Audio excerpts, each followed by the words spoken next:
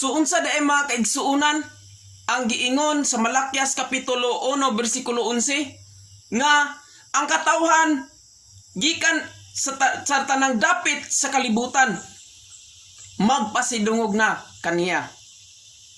Bisan diing dapita magsunog naman sa mga insinso alang kaniya ug maghatag og halad nga kaymutan ug silang tanan magpasidungog na sa Dios. Ang pangutana, kinsa man ang magtukod o nagplano nga Dios nga mutukod og simbahan kon iglesia. Atong basahon maigsuon ang Mateo Kapitulo 16 bersikulo 18. Mateo Kapitulo 16 bersikulo 18. Nagaingon, busa sultihan ko ikaw si Pedro, ug ibabaw ni ining bato. Tukuron ko ang akong iglesia, ug bisan gani ang kamatayon, dili gayud makabuntog ni ini. Mateo Kapitulo 16, bersikulo 18. Nagaingon, busa sultihan ko ikaw si Pedro, ug ibabaw ni ining bato. Tukuron ko ang akong iglesia, ug bisan gani ang kamatayon, dili gayud makabuntog ni ini. Unsa daay giingon sa balaang kasulatan sa Mateo Kapitulo 16 bersikulo 18 maigsoon? Nagpamatuod kini nga siya magatukod og iglesia nga bisan gani gyud ang kamatayon dili gayud makabuntog niini.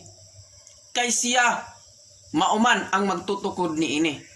Ang pangutana mga kaigsuonan, unsa may katungdanan o tinuod ba gyud nga siya mo igisukaran niini nga maong templo? Atong basahon ang Epeso Kapitulo 2 bersikulo 19 ngadto sa 22 mga igsoon.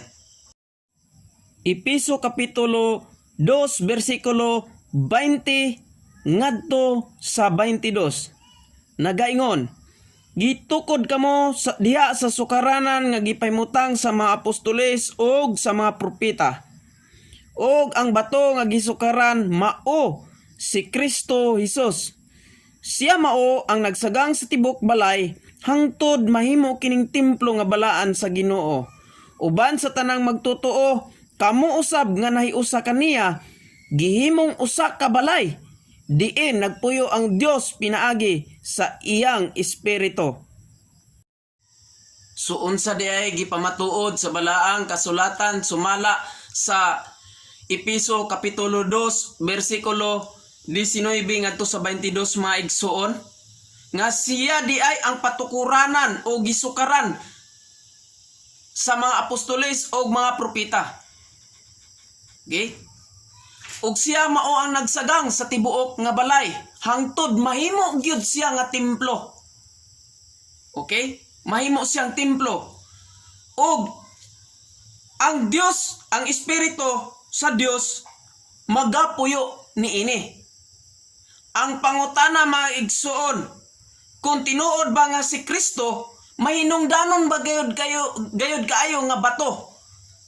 Atong basahon ang Buhat Kapitulo 4 bersikulo 11 ngadto sa 12. Buhat Kapitulo 4 bersikulo 11 ngadto sa 12. Nagaingon, si Jesus mao ang gihisgutan sa kasulatan nga nag-ingon, ang bato nga gisalikway ninyong mga magtutukod ug balay nahimo hinuon nga labing importanteng bato.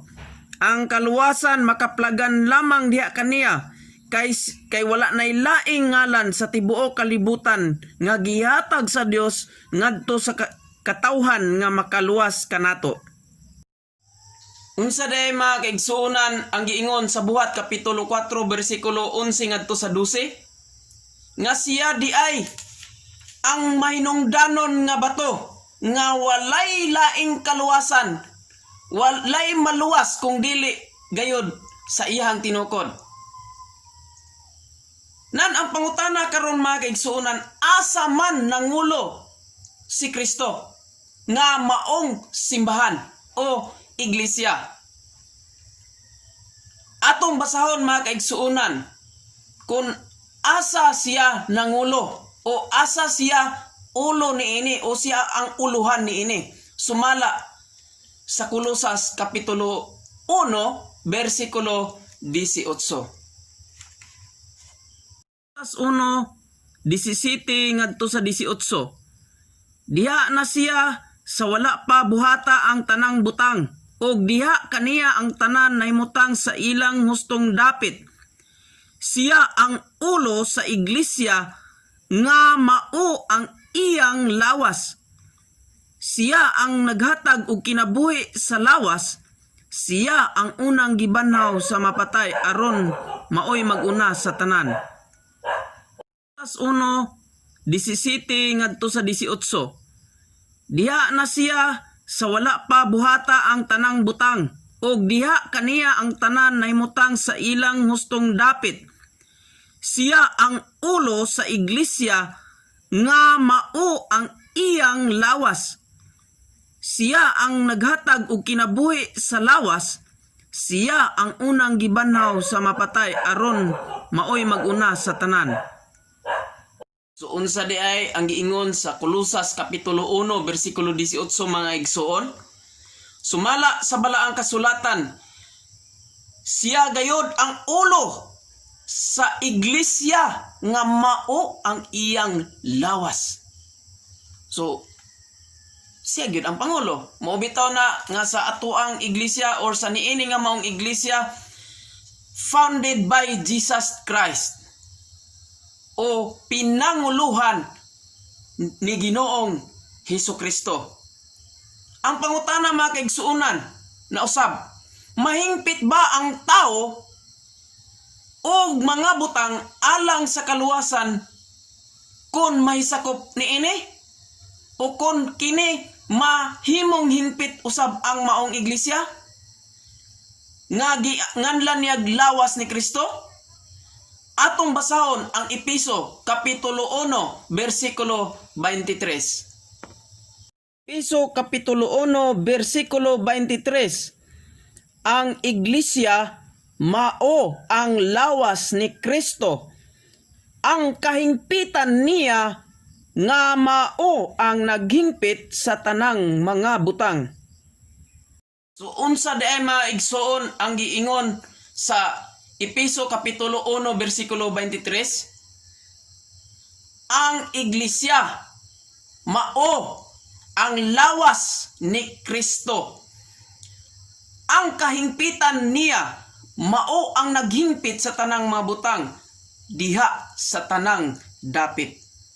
So dili malilong, gipamatud-an gayod sa balaang kasulatan nga ang iglesia mao ang lawas ni Kristo. O matud pa, ang kahingpitan niya mao ang naghingpit sa tanang mga butang diha sa tanang dapit. Ang pangutana na usab, kung mahingpit na kining mga butang o ang tanang mga butang mahingpit na o naana ang mga iglesia, kinsa man ang muluwas ni ining iglesia nga mao ang yang lawas? Isip butang usab ako sa kalibutan, butang ang tao usab sa kalibutan. We are a God's privacy. Ang pangutana, kinsa may muluwas na ako? O kung naano ning nga mga iglesia, kinsa man ang muluwas sa lawas o sa iglesia nga mao ang yang lawas? Atong patubagon ang Epeso Kapitulo 5 versikulo 23. Kapitulo 5 versikulo 23 nga nagaingon, kay ang bana mao ang ulo sa iyang asawa. Ingon nga si Kristo maoy ulo sa iglesia, og si Kristo mismo mao ang manluluwas sa iglesia nga mao ang iyang lawas.